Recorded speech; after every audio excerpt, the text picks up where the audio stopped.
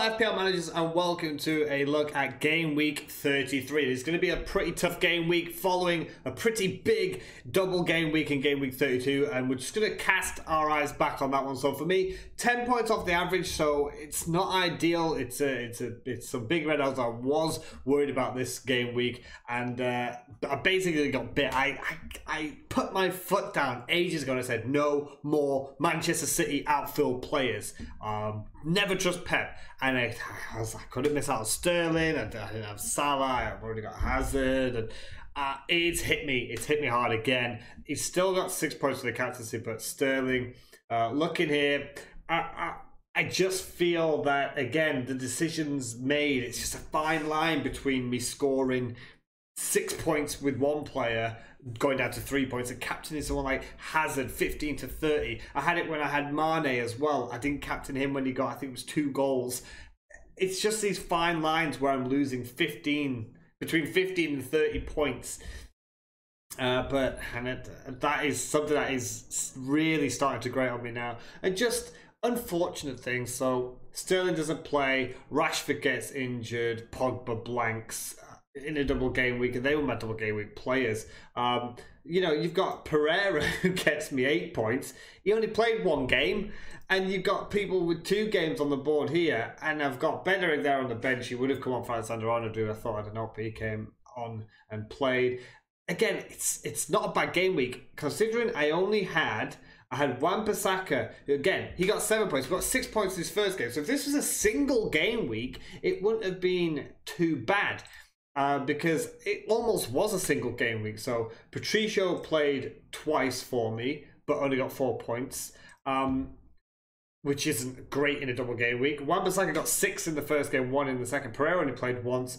Alexander-Arnold played once. Fraser once. Hazard, double game week here. Okay, he got 15 points, but he got 14 in 1 game. So it just feels like at the minute. And again, Rashford didn't play the second game. Sterling didn't play the second game. So for me, it was a really unfortunate double game week. I was really banking on Sterling. I really thought it was going to happen this time. And then when the news came out that Aguero looked like he was going to miss it because he got his injury, and then boom, Sterling didn't even get on the pitch. Didn't even pick me up 1 point, which would have gone to 2 points for just appearing in the game. I knew it was going to be a tough game week. A lot of big scores. The biggest score of the week was 174 points.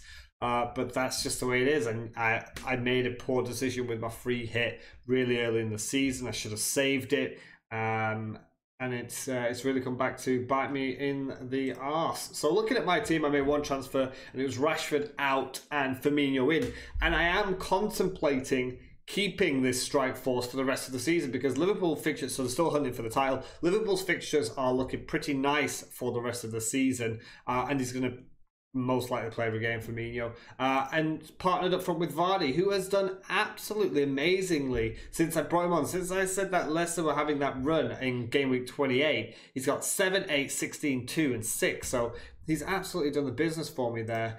So I'm thinking of just keeping that strike partnership. I've got 0.3 in the bank, and that would allow me to switch Pogba out for Son next week, because Spurs have got pretty nice fixtures to the end of the season, and then again that would be a pretty decent finale to the season.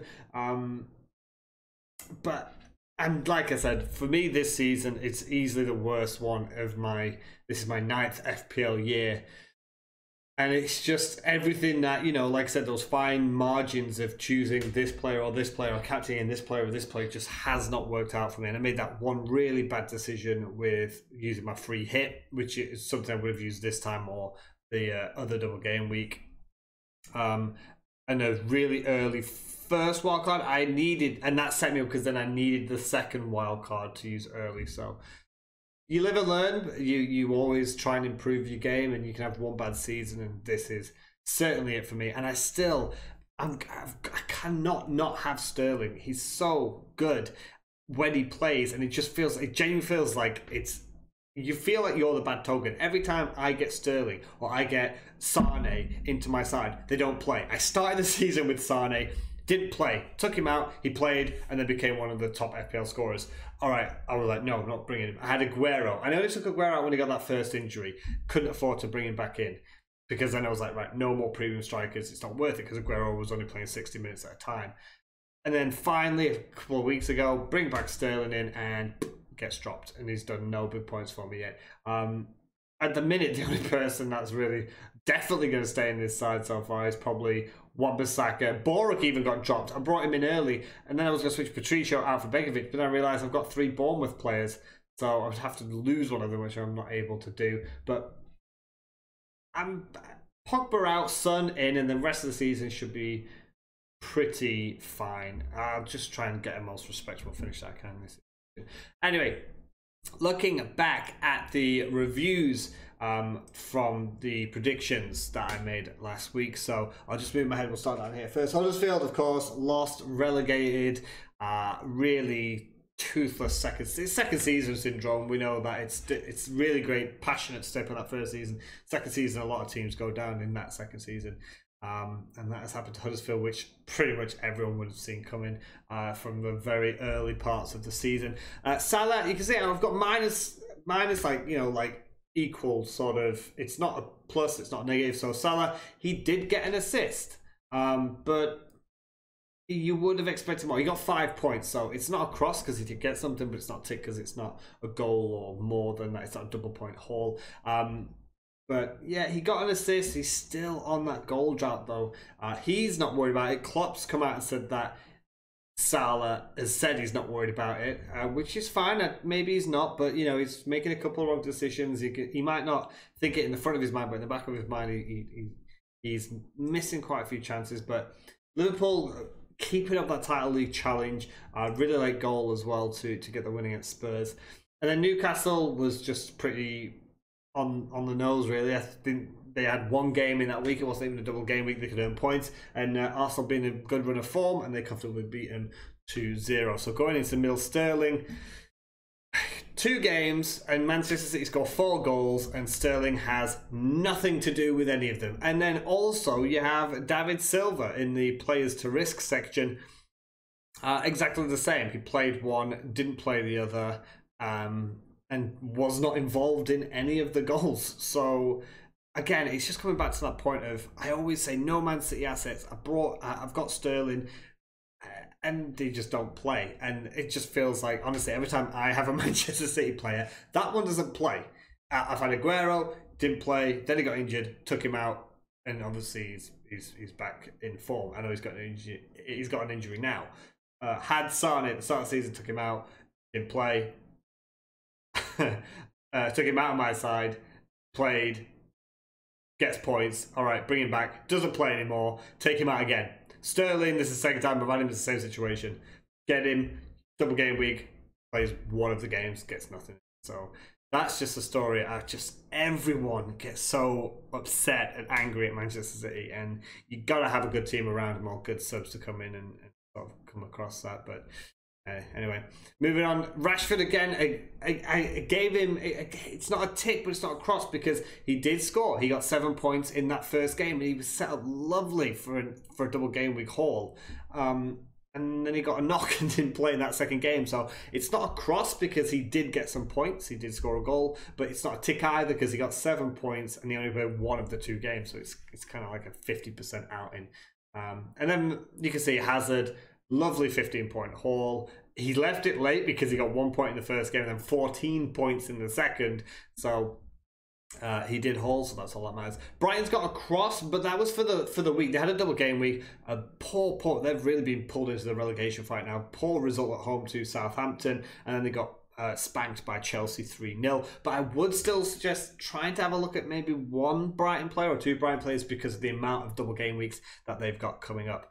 And Vardy I spoke about earlier, tick for him, another goal, really good run of form. And if you do have, I think it's 9 point, he's exactly 9 million, and you need someone maybe to partner someone that you like up front, like at the minute Raul Jimenez, because again, I don't feel like Kane is worth the price. Aubameyang's not worth the price. But if you're looking for around 9 million, I think Vardy is a good shout. You've got Vardy, you got Lacazette, who's in decent form, but again, he could get dropped. You got Firmino. So for me, I've got Firmino and Vardy. I feel like they are the best priced FPL strikers at the moment for points. And then you try and get your points from your midfield, but that's just the way I'm playing. But you know, my season this year has not been good, so maybe take that with a pinch of salt. So that's the review for game week 32. So game week 33, I'll just put the original screen back on here. You can see fewer games, of course, because it's a blank game week for some, going back into a double game week next game week. So I have suggested that you avoid a big points deduction, because everyone's going to suffer. Everyone's in the situation. It's not as bad as it was a couple of game weeks ago when there was only like 4 fixtures or 5 fixtures, and it was a really tough one for people to get 11 players out. But people are still going to probably struggle to get 11 players out on the pitch, because there's a lot of big teams here that are not playing. You've got Liverpool playing, you've got Arsenal playing, you've got Chelsea playing, but the other big teams are not. So try to just accept that it's going to be a tough week for most people. Maybe hopefully you've built up a decent bench and they'll come on. So going back to my team that I'll be sending out, you can see Sterling's not going to play and Pogba's not going to play. Solanke might get some good minutes. For me, he's been a really good signing at 4.7 million because he occasionally comes on and gets the odd point. So he'll play, and I've got Yedelin will come on for Pogba, and they're at home to Crystal Palace. They could get something, and if Solanke doesn't play, I ideally don't want Bednarak to play because he's at home to Southampton, but there you go. The aim should always be to get 11 players on the pitch in these sort of game weeks. So if you don't, but you've still got big players, then that's fine as well. So the next point that you can see just behind my head here, half a West Ham badge, half a Chelsea badge. And I'm not doing like a half and half scarf like I'm supporting it. I'm doing it because for me that is a game to avoid. West Ham have always been pretty inconsistent. When they're playing someone like Huddersfield at home or Cardiff at home, you're thinking, right, come on, they should be doing this. They've got a good team, and then they'll lose, and then they'll go and play away against Manchester City or Manchester United and play really well and maybe pick up a point. They've always been pretty inconsistent, specifically throwing away points where they should be getting them. So an inconsistent team in West Ham, and arguably the most inconsistent top team in Chelsea, because you don't know what you're going to get. They sort of scraped through. They almost lost against Cardiff. They've lost a lot of games where they're sort of pegged on winners, and it just feels like two really inconsistent teams against each other equals an inconsistent prediction. Like you would say Chelsea. Hazard has just got a haul in his last game. They're looking a little bit more solid, I guess, but there's a lot of anger in the crowd. There's been videos circulating on social media about no Sarri football, and there's a lot of friction. There's problems. Maybe the fans are going to be against Chelsea at home because that was away footage at the Cardiff game. Maybe there's going to be banners. There's going to be protests. There's going to be shouting against Sarri and maybe some of the players. You don't know who's not going to play because Hazard didn't start in that game against Cardiff, so who's going to get dropped? So it just feels like a little bit, there's tension, there's a couple of rotation risks in Chelsea. You've got West Ham who are naturally just unpredictable. You've got, inconsistent and unpredictable facing against each other on a Monday night. It's, for me, just a little bit too tough to call, so I wouldn't want to recommend someone that I can't definitely peg on. I would have obviously said Hazard at home to West Ham because they concede goals, or maybe Higuain if he's fit, or Hudson-Odoi as an enabler. But for me, it's a little bit tough to call at the moment. So that's why, for me, I was saying avoid there. And Southampton, they're at home to Liverpool, and Liverpool hunting for the title. They've got a chance to go top of the table on Friday night. So I would probably say that they're going to go all guns blazing, and Southampton might sit back and try and counter them. But Liverpool looking really good at the moment. I'd be surprised if they don't pick up 3 points there. Which goes on to my players to pick. You can see Mane is my number one because I think he's got the form, and it's against his old club. It's his old stomping ground. I think he's going to do pretty well there. And you can see Salah just below him. You can't doubt that man. He got an assist in the last game. I just feel Southampton play 3 at the back with 2 wing backs. Maybe there's going to be more space or confusion that he can take advantage of. I think it's difficult to back the FPL's highest ever scorer in a season, and it just feel like as soon as he gets 1 goal, if he can score in the first 45 to 60 minutes against Southampton, I just feel he's going to score 2 or 3. I feel like once 1 goal is going to come for Salah, the next couple of games he's going to get a couple more, and he's going to sort of get back into that rhythm. So it's that old saying, form is temporary, class is permanent. I do feel like he's going to just come back, and he's going to come back pretty hot. And then the last one here you can see is Callum Wilson at home to Burnley, and again, similar price to, I think it's Josh King, his strike partner. He got Solanke for cheaper. I just feel, again, he's a good option to bring in because he's got a good tie against Burnley, and he's going to keep playing for the rest of the season. You know, that Leicester, Liverpool, Bournemouth situation where they don't have any blank or double game weeks, so I think he is a good shout. Going on to players, there is 2 Leicester players as well here, so similar idea. They don't miss any blanks, they don't get any doubles, but they don't miss in a blank game week. And I called Tielemans a few games ago, and he has been in excellent form. I think it was about 3 game weeks, the same time when I suggested Jamie Vardy because of Leicester's runs. I also suggested Yuri Tielemans, and in the last games he's got 7 points, 5 points, 9, 5, 5. So since game week 28 he has not blanked, and now we're coming into game week 33. So Tielemans, I think, is a good shout for 6.1 million, I think. Yeah, 6.1 million he is now. You got Vardy up front there at 9 million.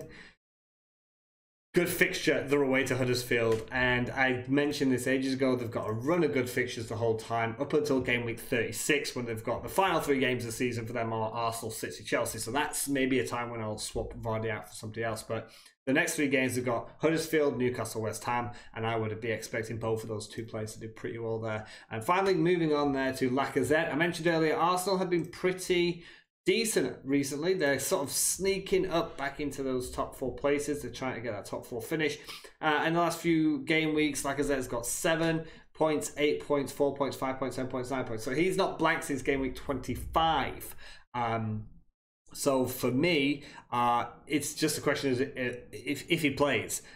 He's played 90 minutes and 85 minutes in the last 2 games, but the 2 games before that, he played 55 minutes and 26 minutes. So is he going to play? They're against Everton. That makes it tricky because it's a difficult game, but that might mean that Lacazette plays, because if they were maybe at home to Huddersfield, Lacazette might take a break. But I would think that Uri Emery would want to play Aubameyang and Lacazette, but again, that's why he's in the player to risk category, because you just don't know if he's gonna get 85 or 90 minutes or he's gonna get 25 or 40 minutes. So it's a little bit up in the air there. But there are my suggestions for game week 33. Game week 34, remember, is a double game week, so try not to panic too much. Don't make too many changes to the side this week and take a big points hit, because some people are going to be struggling to get out 11 players, and there's a lot of big teams not playing this time round. So hope you enjoyed the video, and hopefully I'm going to have a little bit more luck towards the